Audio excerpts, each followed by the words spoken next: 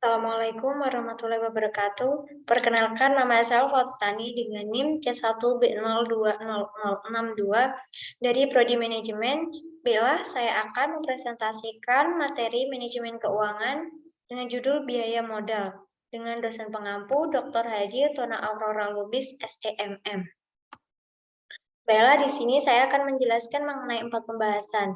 Yang pertama itu ada pengertian biaya modal, kemudian yang kedua ada asumsi-asumsi model biaya modal, yang ketiga ada faktor-faktor yang mempengaruhi biaya modal, yang keempat ada fungsi biaya modal, dan yang terakhir ada jenis-jenis biaya modal. Yang pertama itu mengenai pengertian biaya modal. Biaya modal adalah biaya yang harus dibayar atau dikeluarkan oleh perusahaan untuk mendapatkan modal yang digunakan untuk investasi perusahaan, baik yang berasal dari hutang, saham preferen, saham biasa, dan laba ditahan untuk mendanai suatu investasi atau operasional perusahaan.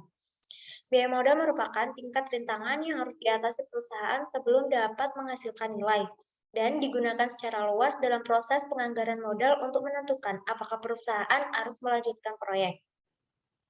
Konsep biaya modal penting untuk menunjukkan tingkat penggunaan modal perusahaan.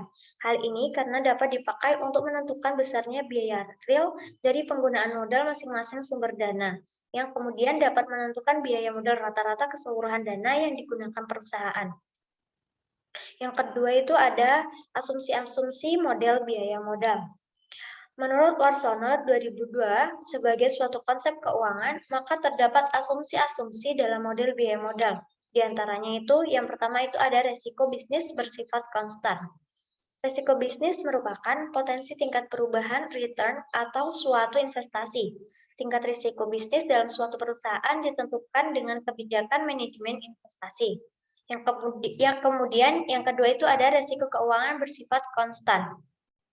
Risiko keuangan didefinisikan sebagai peningkatan variasi return atau saham untuk umum karena bertambahnya pemanfaatan sumber pembiayaan hutang dan saham investasi.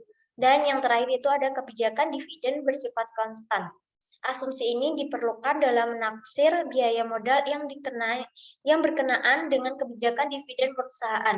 Asumsi ini menyatakan bahwa resiko pembayaran dividen laba bersih juga konstan. Yang ketiga itu ada faktor-faktor yang mempengaruhi biaya modal.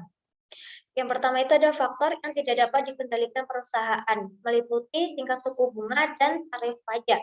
Tingkat suku bunga. Jika suatu bunga dalam perekonomian meningkat, maka biaya utang juga akan meningkat, karena perusahaan harus membayar pemegang obligasi dengan suku bunga yang lebih tinggi untuk memperoleh modal utang. Kemudian, sedangkan tarif pajak digunakan dalam perhitungan biaya utang yang digunakan dalam WACC.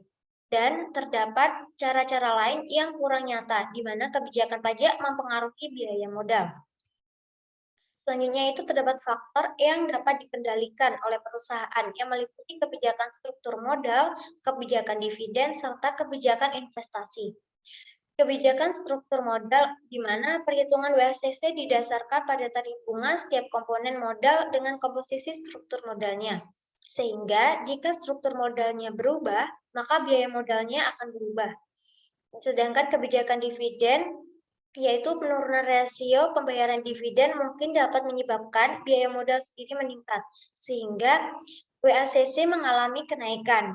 Yang ketiga itu kebijakan investasi, di mana akibat dari kebijakan investasi akan membawa dampak yang beresiko. Besar kecilnya resiko inilah yang akan mempengaruhi biaya modal.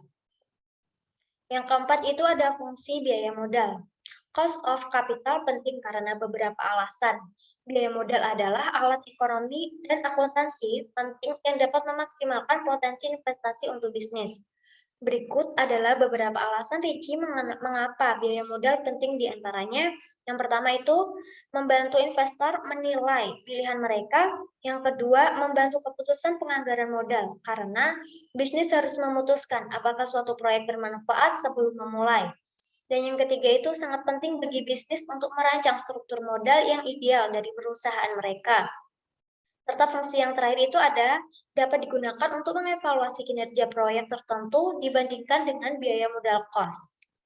Dan yang terakhir itu ada jenis-jenis biaya modal.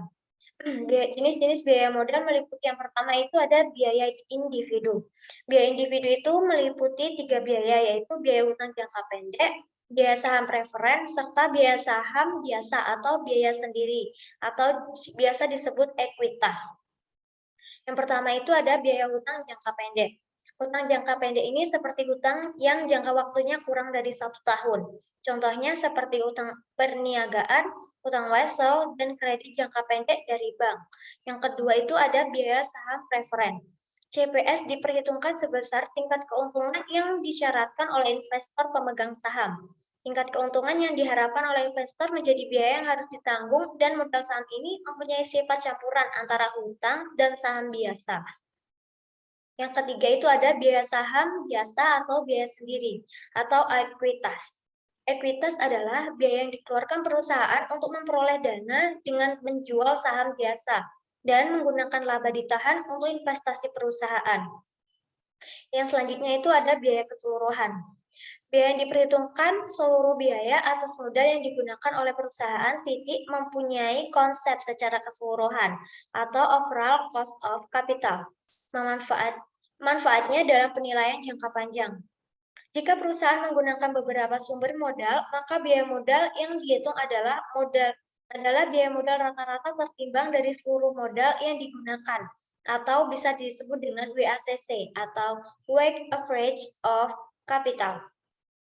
Faktor yang mempengaruhi WACC diantaranya itu ada kondisi pasar, struktur modal pada perusahaan, serta adanya kebijakan investasi dari perusahaan dengan proyek yang resiko umumnya memiliki WACC lebih tinggi. Maka demikianlah presentasi yang dapat saya sampaikan. Kurang dan lebihnya saya mohon maaf. Wassalamualaikum warahmatullahi wabarakatuh.